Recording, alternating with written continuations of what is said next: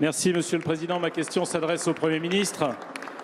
Lorsqu'en 1958, le général de Gaulle revint au pouvoir, un de ses premiers gestes politiques fut de recevoir chez lui, à la Boisserie, le chancelier Konrad Adenauer. Il voulait marquer ainsi la spécificité et la particularité de la relation franco-allemande qui commençait à naître et qu'il a consacrée à travers le traité de l'Élysée quelques années plus tard. Cette relation, elle marquait après tant d'affrontements la puissance de ceux qui portent une volonté politique, un rêve politique, un projet politique qui a abouti, évidemment, nous le savons tous, à transformer notre continent, notamment à travers la construction européenne. Et à l'heure où le traité d'Aix-la-Chapelle, qui s'inscrit dans les pas de cette philosophie et de cette volonté, est stipendié par quelques-uns qui veulent nourrir les fantasmes, notamment celui d'une annexion de la France par l'Allemagne, il serait utile, Monsieur le Premier ministre, aux yeux de notre groupe, que vous puissiez préciser le contenu de ce traité et évidemment l'ambition de la France de rester elle-même tout en participant à la construction européenne. Mais au moment où nous célébrons et nous inscrivons dans les pas de ceux qui savent construire de grands projets, d'autres savent les détruire. Je pense à ceux qui ont fait croire au peuple britannique que la solution se trouvait dans la sortie de l'Union européenne, qui ont plongé le peuple britannique et ce voisin à la fois dans une crise économique, sociale et politique grave, qui se retournent aujourd'hui vers l'Union européenne et qui demandent, paraît-il, un délai pour pouvoir gérer la situation qu'ils ont créée eux-mêmes. Monsieur le Premier ministre, il nous semblerait également utile qu'au moment de ce divorce qui semble de plus en plus inévitable et dans des conditions de plus en plus floues, vous puissiez préciser si, d'une part, le gouvernement français est prêt à accorder, ou en tout cas à donner son aval à un délai pour les Britanniques et pour le Brexit, et deuxièmement, quelles concessions au rêve européen il serait prêt à faire, parce qu'un délai sans concession n'aurait pas de sens. Merci, Monsieur le Président. La parole est à Monsieur le Premier ministre. Monsieur le Président, Mesdames et Messieurs les députés, Monsieur le Président Lagarde, en 2 minutes, vous me posez 2 questions qui appellent des réponses assez longues, heureusement ou malheureusement. Elles ne sont pas, mais elles sont excellentes ces 2 questions, elles ne sont pas sans lien d'ailleurs, bien entendu, car au fond, la première pose la question de la relation franco-allemande dans le contexte de la construction européenne et la deuxième pose la question des relations entre le Royaume-Uni et l'Europe dans le contexte d'une grande amitié et d'une longue alliance entre le Royaume-Uni et la France.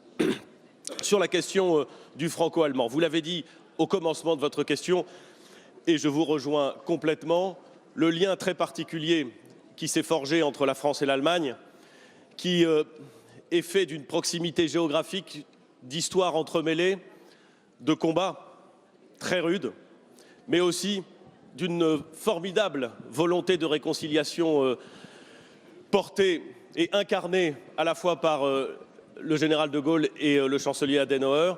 Cette histoire très particulière est au cœur de notre paix, de notre prospérité, de nos perspectives de développement et est un des moteurs essentiels de la construction d'un ensemble européen plus stable, plus solide, plus prospère et surtout mieux à même de faire valoir ses intérêts face aux autres grands blocs continentaux dont nous savons qu'ils sont animés. Et après tout, comment le leur reprocher? Par une volonté de puissance et de préservation de leurs propres intérêts. Face à cela, nous devons être forts, nous devons être unis. Et ce qui se joue dans la relation franco-allemande, c'est la capacité pour le bloc européen à disposer d'un moteur puissant, aligné et capable d'entraîner les autres. En 1963, par le traité de l'Élysée, la France et l'Allemagne ont scellé ce traité de réconciliation. Cette année, hier, le président de la République et la chancelière Merkel ont signé un traité qui n'est évidemment pas un traité qui vient remplacer celui de 1963, mais un traité qui vient le compléter. C'est le traité d'une forme de convergence, convergence politique, convergence des volontés pour faire en sorte que cette relation franco-allemande continue à être le moteur d'une construction européenne puissante, stable et assumée. Vous avez eu raison de dire, Monsieur le Président Lagarde, qu'à l'occasion de la discussion et de la signature de ce traité, un certain nombre de fantasmes ont été agités par un certain nombre d'acteurs du débat public qui ont, en la matière, voulu marquer une distance très très grande entre eux et la réalité. Je dois dire que moi qui suis attaché à la qualité du débat public, comme vous, comme nous tous normalement ici, j'ai été en quelque sorte comme atterré par la capacité que certains ont pu avoir à affirmer crânement, sans dessiller, que d'une façon quelconque, ce traité aurait pour objectif de céder l'Alsace et la Lorraine à l'Allemagne. Mais enfin, de quoi parlons-nous, Monsieur le Président Lagarde? De quoi parlons-nous? Faut-il à ce point avoir envie de raconter n'importe quoi pour dire aux Français que ça aurait été l'objectif de la France ou de l'Allemagne? Alors, Monsieur le Président Lagarde, ce traité, il prévoit en effet des avancées en matière de coopération franco-allemande, s'agissant de la défense, s'agissant du financement des actions citoyennes qui peuvent être mises en œuvre pour rassembler nos deux peuples. Vous savez que très tôt dans la réconciliation franco-allemande, un certain nombre d'organismes, je pense par exemple à l'OFAGE, ont eu un rôle crucial pour développer ce lien entre les peuples, pas simplement entre les États, mais entre les peuples. Nous devons continuer, nous devons poursuivre cet effort, nous devons faire en sorte de favoriser les jumelages qui existent, les rapprochements entre universités. C'est tout ça que prévoit ce traité et bien d'autres choses encore. Vous m'interrogez, Monsieur le Président Lagarde, aussi sur l'attitude de la France face au Brexit. Au stade où toutes les discussions sont en cours à Londres, je voudrais simplement dire une chose. La première, c'est que le gouvernement britannique a négocié avec l'Union européenne un accord qui aurait dû permettre au Brexit d'être un Brexit organisé et non pas un Brexit sans accord. Le Parlement britannique a, par un vote souverain, refusé cet accord. Nous en avons pris acte. Il ne peut pas aller autrement que cela.